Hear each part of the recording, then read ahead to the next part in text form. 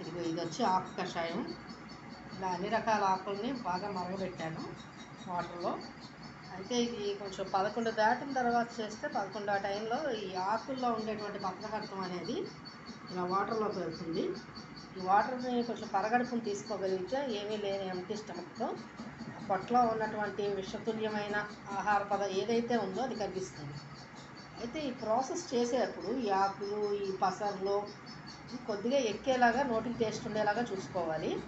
రెండోది ఏంటంటే కొంచెం ప్రత్యేకమైన దినాలు ఏవైతే ఉంటాయో వాటిల్లో పౌర్ణమి కావచ్చు, లేదా ఇంకేదైనా ఒక నక్షత్రానికి సంబంధించిన దినోత్సవాలు, ఏదైనా నాగదేవత, ఏదైనా దైవశక్తి అనేది గ్రహశక్తి, వీటిని నుంచి మొక్కలు చాలా తొందరగా గ్రహిస్తాయి.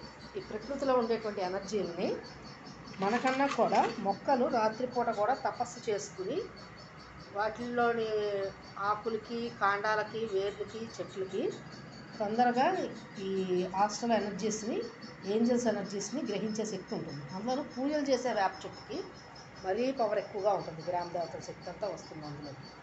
సో వాటిని తిథులు నక్షత్రాల ప్రకారం కోసుకుని ఆకుల్ని పసరలాగా చేసుకుని ఇలా కషాయంలాగా తయారు చేసుకుని దేవుళ్ళ దగ్గర పెట్టి మనం కనుక తీసుకోగలిగితే మనకున్న జబ్బులకి అవి బాగా పనిచేస్తాయి.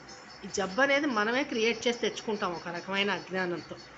దాన్ని ఎలాగైనా సరే మళ్ళీ మనమే క్షమాపణ చెప్పుకొని దయచేసి తగ్గించమని దేవతల్ని అడిగితే వాళ్ళు తప్పకుండా దాన్ని క్లియర్ చేస్తారు. రేపు వచ్చేది పౌర్ణమి, మదన పౌర్ణమి. ఆ రోజు కనుక ఈ ప్రాసెస్ చేయగలిగితే ఎలాంటి భయంకరమైన జబ్బులు ఉన్నా కూడా శరీరంలో తగ్గుతాయి. ముఖ్యంగా నాగదేవతలకి ఆ జబ్బును తగ్గించేటువంటి శక్తి చాలా ఎక్కువగా ఉంటుంది. విషతుల్యమైన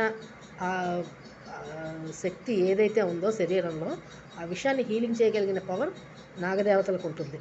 సో ఎవరికైతే నమ్మకం ఉంటుందో వాళ్ళు ఆస్ట్రల్గా, ఫిజికల్గా ఆ ప్రాసెస్ని చేసుకోగలుగుతారు.